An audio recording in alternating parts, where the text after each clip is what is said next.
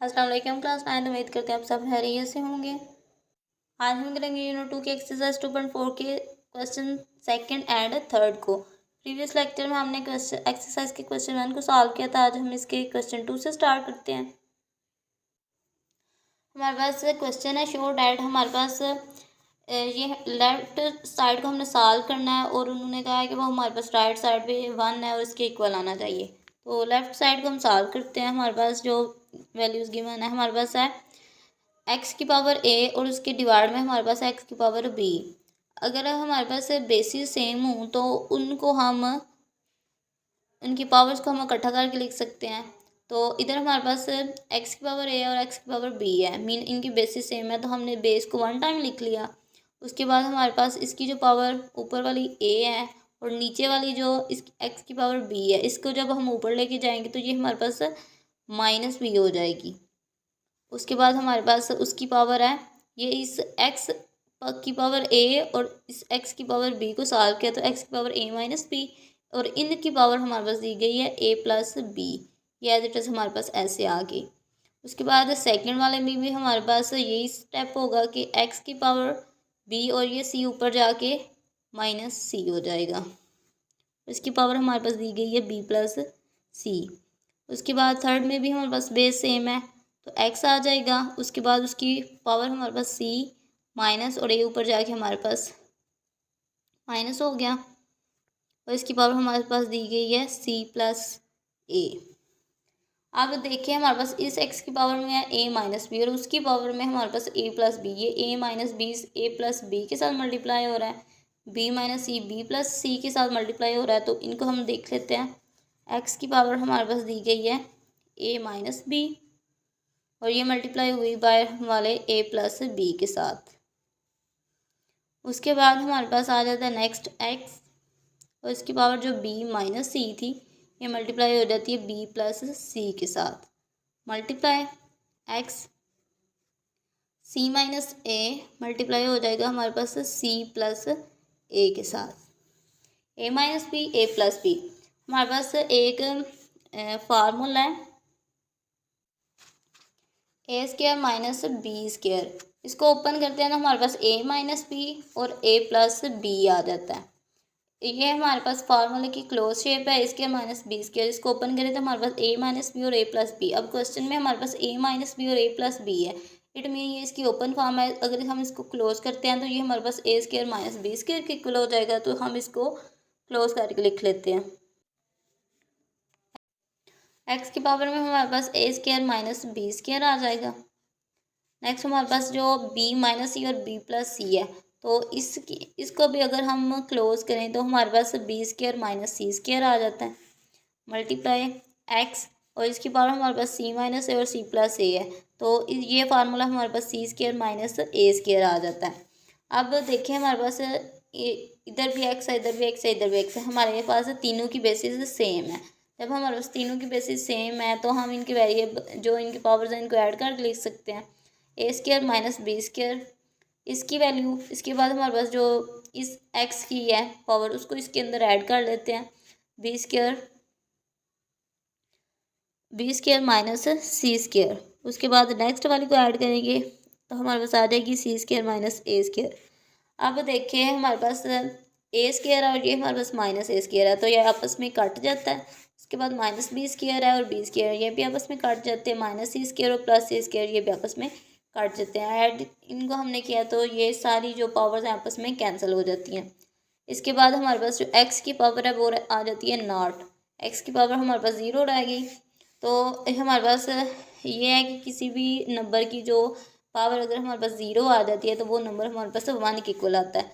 तो इसलिए हमारे पास x की पावर 0 है तो जो नंबर हमारे पास 1 है। इस लेफ्ट साइड को हमने सॉल्व किया तो हमारे पास उसकी पावर आंसर 1 आ जाती है और राइट साइड पे हमारे पास 1 है। इट मीन के हमने क्वेश्चन को ठीक कर लिया। हमने लेफ्ट साइड को सॉल्व किया है, इनकी बेसिस सेम थी तो इनकी पावर्स को ऊपर ले गए तो ये ऊपर जाके हमारे पास माइनस होगी। नेक्स्ट ये कि इनकी पावर्स बाय वाली पावर्स के साथ मल्टीप्लाई हो रही है। उनको जब हमने मल्टीप्लाई किया तो ये हमारे पास एक फार्मूले की ओपन शेप है।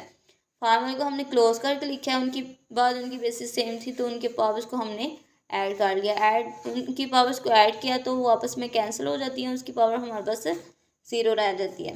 तो इसकी पावर हमारे पास x की पावर 0 है, इट मीन कि ये हमारे पास 1 के इक्वल है, तो राइट साइड पे भी हमारे पास 1 है, तो हमारा क्वेश्चन 2 सॉल्व हो जाता है। नेक्स्ट हमारे पास एक्सरसाइज का थर्ड क्वेश्चन है सिंप्लीफाई है। हमारे पास क्वेश्चन दिए गए हैं, इनको हमने सिंप्लीफाई करना है। तो इसका फर्स्ट पार्ट ये है हमारे पास, इसको सॉल्व करते हैं। इसमें हमारे पास 2 की पावर 2 की एक्सपोनेंट हमारे पास 1/3 दी गई है, तो इसको हम एज इट इज़ वैसे ही लिख लेंगे। उसके बाद हमारे पास है 27। अब हम 27 के फैक्टर्स फाइंड करते हैं। 27 इसके फैक्टर हमारे पास 3 9 द 27 x 3 द 9 और 3 1 द 3, ये इसके हमारे पास फैक्टर आ गए। उसके बाद नेक्स्ट था कि हमने 60 के भी फैक्टर फाइंड करना है, तो 60 के फैक्टर में हमारे पास 230 द 60 15 के साथ,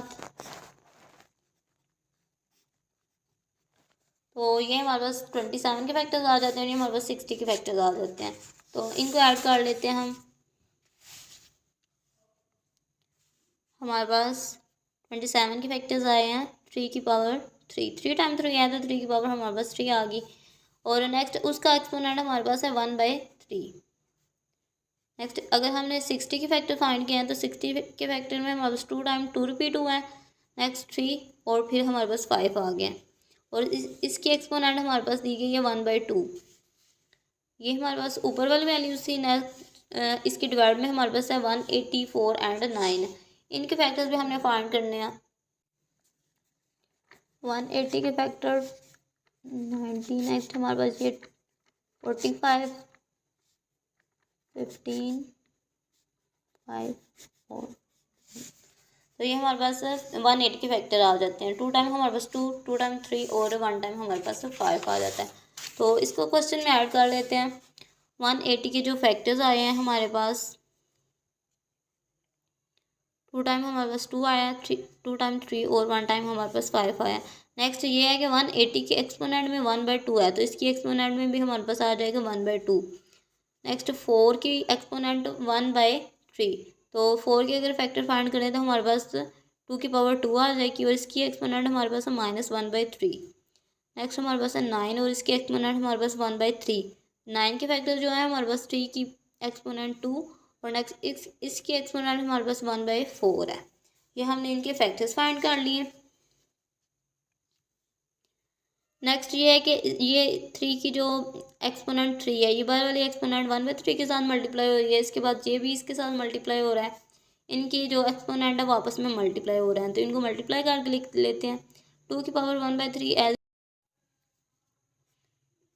ये 3 हमारे पास 1/3 के साथ मल्टीप्लाई हो जाएगा, 3 मल्टीप्लाई बाय 1/3। नेक्स्ट इस 2 की पावर 2 है और उसके साथ भी 1/2 मल्टीप्लाई होगा, इन सब के साथ 1/2 मल्टीप्लाई होगा, तो इसकी पावर हमारे पास 2 थी, ये मल्टीप्लाई हो जाएगा इसकी एक्सपोनेंट 1/2 के साथ।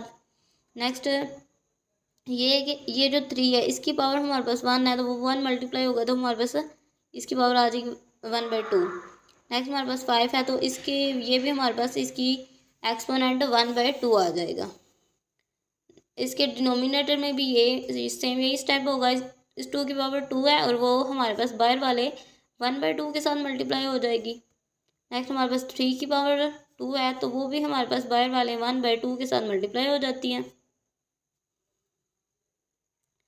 नेक्स्ट 5 है, उसकी पावर हमारे पास 1 है, तो वो हमारे पास मल्टीप्लाई होकर 1/2 आ जाता है। नेक्स्ट हमारे पास 2 की पावर हमारे पास दी गई है 2 और वो मल्टीप्लाई बाहर वाले -1/3 के साथ मल्टीप्लाई हो जाएगी। नेक्स्ट हमारे पास 3 की एक्सपोनेंट 2 और वो बाहर वाले 1/4 के साथ मल्टीप्लाई हो जाएगी। तो इनको अगर हम सॉल्व करें तो हमारे पास ये आपस में कैंसिल, ये भी आपस में कैंसिल, और डिनोमिनेटर में हमारे पास 2 ऑन द 2 ये भी आपस में कैंसिल हो जाते हैं। इसके बाद ये हमारे पास माइनस में वैल्यू थी, सॉरी प्लस में ही है, तो ये भी आपस में कैंसिल। नेक्स्ट हमारे पास 2 को हमने -1 के साथ जब मल्टीप्लाई किया तो ये हमारे पास -2/3 इसकी वैल्यू आ जाएगी। और ये 2 हमारे पास 1 के साथ मल्टीप्लाई हुआ, 2 मल्टीप्लाई बाय 1/4 2/4 इनको हमने कैंसिल किया तो हमारे पास 1/2 आ जाती है इसकी वैल्यू। लास्ट वाला 3 की वैल्यू हमारे पास 1/2 आ जाएगी। कैंसिल होने के बाद हमारे पास रिमेनिंग की ये वैल्यू आ जाती है। अब देखिए हमारे पास ऊपर 2⁻1/3 है, ऊपर हमारे पास 2⁻1/3 है और ये नीचे हमारे पास 2⁻1/3 नहीं है, लेकिन ऊपर हमारे पास 3 है तो ये नीचे भी 3, इसकी वजह से ये आपस में कैंसिल हो जाते हैं। ऊपर भी 2 है, नीचे भी 2 है, ये भी आपस में कैंसिल। ऊपर हमारे पास 3⁻1/2 है और डिनोमिनेटर में भी 3⁻1/2, इसलिए ये भी हमारे पास कैंसिल हो जाते हैं। 5⁻1/2 है और नीचे भी हमारे पास 5⁻1/2 है, तो ये भी हमारे पास कैंसिल हो जाते हैं। मोस्टली वैल्यूज़ हमारे पास कैंसिल हो जाती हैं, तो हमारे पास जो रिमेनिंग वैल्यू वो हमारे पास न्यूमिनेटर में 2⁻1/3 और डिनोमिनेटर में हमारे पास 2⁻−2/3 रह जाती है। 2 की पावर हमारे पास 1/3 और डिनोमिनेटर में हमारे पास 2⁻−2/3। अब देखिए हमारे पास जब बेसिस सेम होती हैं तो हम उनकी पावर्स को ऐड कर लेते हैं, उनकी पावर्स को इकट्ठे करके लिख लेते हैं। तो हमारे पास इनकी बेसिस सेम है, इसकी पावर है, इसकी बेस है हमारे पास 2, तो हमने इसकी बेस को लिखा। नेक्स्ट इसकी पावर हमारे पास है 1/3 और ये हमारे पास -2/3 था ना, ये जब हमारे पास ऊपर जाएगा तो ये हमारे पास +2/3 हो जाएगा। अब 1/3 + 2/3 है तो इनके एलसीएम ले तो हमारे पास आ जाएगा 3। नेक्स्ट 3 1 टाइम 3 और ऊपर 1 + 2 हो जाएगा, तो हमारे पास 3/3 आ जाएगा।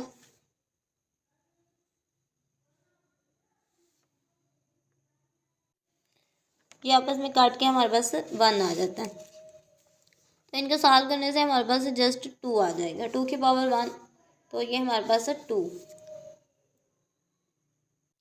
हमारे पास क्वेश्चन था 2/2 की एक्सपोनेंट 1/3 को एज इट इज लिखा, उसके बाद 27 के और 60 के फैक्टर फाइंड करके लिखे। डिनोमिनेटर में हमने 184 और 9 के फैक्टर्स फाइंड करने थे, तो उनके फैक्टर्स हमने फाइंड किए हैं। नेक्स्ट ये कि उनकी भी एक्सपोनेंट्स थी, तो उनको हमने उसकी होल एक्सपोनेंट के साथ सॉल्व किया है। मल्टीप्लाई होती थी, उनमें से कुछ वैल्यूज हमारे पास कैंसिल हो जाती थी। कैंसिल होने के बाद रिमेनिंग हमारे पास ये वैल्यू आई है। इसमें हमारे पास मोस्टली वैल्यूज कैंसिल हो गया, तो हमारे पास 2⁻1/3 और डिनोमिनेटर में 2⁻−2/3 रह गया। इनको हमने आपस बेसिस सेम थी तो पावर्स को सॉल्व किया तो हमारे पास रिमेनिंग 2 आ जाता है इसका आंसर। ये हमारे पास क्वेश्चन 3 का फर्स्ट पार्ट था। नेक्स्ट हम इसके सेकंड पार्ट को सॉल्व करते हैं।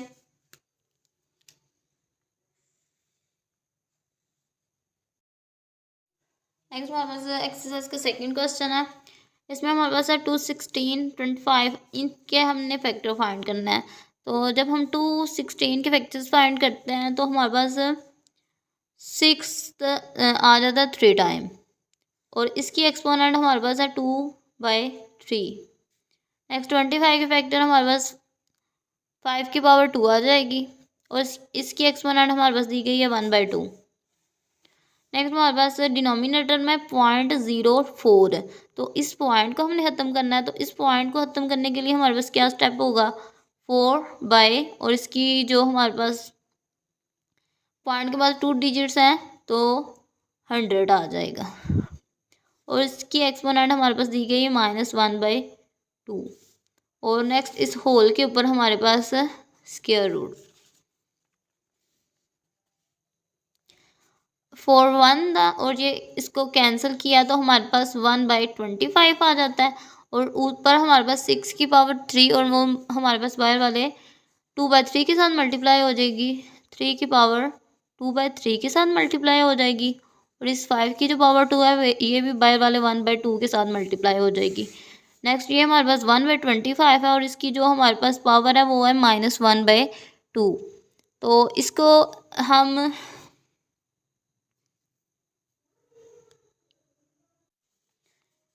इनको अगर हम एक्सचेंज कर ले 25 को ऊपर ले जाएं और 1 को नीचे ले आएँ तो इसकी जो पावर है ये हमारे पास पॉजिटिव हो जाएगी। तो 25/1 कर लेते हैं। 25/1 इट मीन 25 और इसकी जो पावर है ऐसे एक्सचेंज करने से हमारे पास जो बाहर वाली पावर है ये हमारे पास पॉजिटिव हो जाएगी और इस होल के ऊपर हमारे पास स्क्वायर रूट है।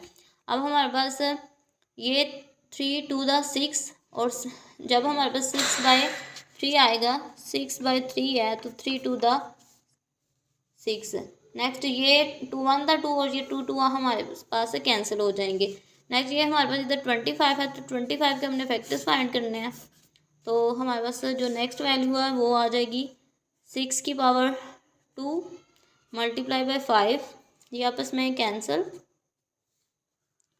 तो हमारे पास सर ये अगर 5 के फैक्टर्स फाइंड किया तो 5 की पावर हमारे पास आ जाती है 2 और ये इसकी एक्सपोनेंट 1/2 के साथ मल्टीप्लाई होगी।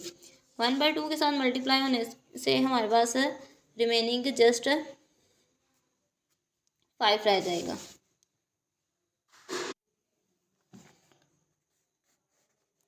सिक्स की पावर 2 मल्टीप्लाई बाय 5/5। अब देखें हमारे पास ऊपर भी 5 है और नीचे भी 5 है, तो आपस में ये कैंसिल हो सकते थे, इसलिए हमने इनको कैंसिल कर लिया। नेक्स्ट हमारे पास जो रिमेनिंग वैल्यू है वो है 6 की एक्सपोनेंट 2 और रेडिकल। ये हमारे पास रेडिकल में है। अगर हम इसको एक्सपोनेंट फॉर्म में लिखें तो हमारे पास 6 की एक्सपोनेंट 2 और नेक्स्ट उसकी एक्सपोनेंट हमारे पास आ जाएगी 1/2।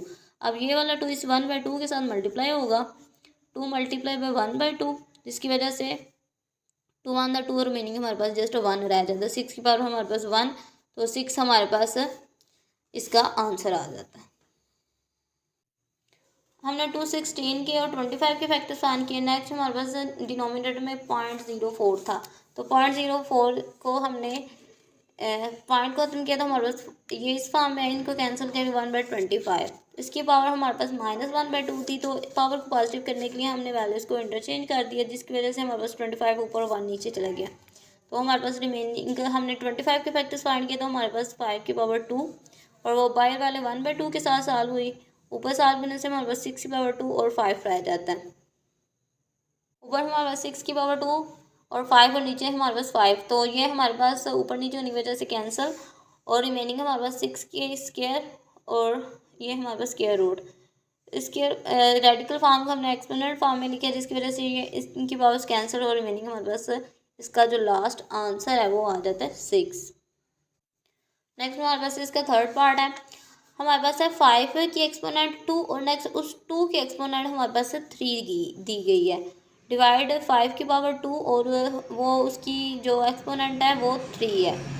ये हमारे पास 5 की एक्सपोनेंट 2 और उसकी एक्सपोनेंट 3 है, मीन इस 2 की एक्सपोनेंट 3 है, तो हमारे पास आएगा 5 और इसकी जो एक्सपोनेंट 2 है उसकी एक्सपोनेंट 3, मीन 2 की क्यूब, तो 2 to the 4 और 4 to the हमारे पास 8, तो मीन 5 की जो एक्सपोनेंट। नेक्स्ट डिवाइड और 5, अब इधर हमारे पास ब्रैकेट में वैल्यू है ना, इट मीन कि ये 2 हमारे पास बाहर वाले 3 के साथ हम मल्टीप्लाई हो रहा है, तो 2 को हम 3 के साथ मल्टीप्लाई करेंगे तो हमारे पास 2 की पावर 5 की पावर 6 आ जाएगी। नेक्स्ट बेसिस सेम है तो हम इनके पावर्स को इकट्ठा कर लेते हैं। हमारे पास ऊपर दोनों की बेसिस 5 है, नेक्स्ट ऊपर हमारे पास इसकी पावर 8 है और नीचे वाला 6 जब ऊपर जाएगा तो ये हमारे पास -6 हो जाएगा। 5 की एक्सपोनेंट 8 - 6 और 5 की जो एक्सपोनेंट हमारे पास रिमेनिंग आ जाती है 2 और 5 की एक्सपोनेंट 2, इट मीन ये हमारे पास 25। सिंपल सा क्वेश्चन था, जस्ट हमारे पास ये 5 की एक्सपोनेंट और नेक्स्ट उसके एक्सपोनेंट, उसको सॉल्व किया तो हमारे पास 5 की एक्सपोनेंट 8 आ जाता है और दूसरी साइड में हमारे पास 2 3 के साथ मल्टीप्लाई हो रहा था। बेसिस सेम थी, इनकी पावर्स को सॉल्व किया तो हमारे पास 25 आ जाता है। नेक्स्ट हमारे पास इसका फोर्थ पार्ट है, ये भी हमारे पास सेम थर्ड पार्ट की तरह है। हमारे पास एक्स की पावर 3 है और नेक्स्ट इसकी होल पावर हमारे पास 2 दी गई है। नेक्स्ट ये 3, इट मीन के 3 2 के साथ मल्टीप्लाई हो रहा है, तो इसको मल्टीप्लाई करने से हमारे पास आ जाता है 6 डिवाइडेड बाय एक्स की एक्सपोनेंट 3 है, नेक्स्ट उस 3 के एक्सपोनेंट हमारे पास 2 दिया गया है, तो 3 3 दा 9, एक्स की एक्सपोनेंट हमारे पास 9 आ जाएगी। अब हमारे पास एक्स की एक्सपोनेंट 6 और एक्स की नीचे हमारे पास एक्स की एक्सपोनेंट 9 आ जाता है, तो इसमें हमारे पास ये है कि जो ग्रेटर पावर होती है ना उसकी तरफ हम उसकी पावर को मूव कर लेते हैं।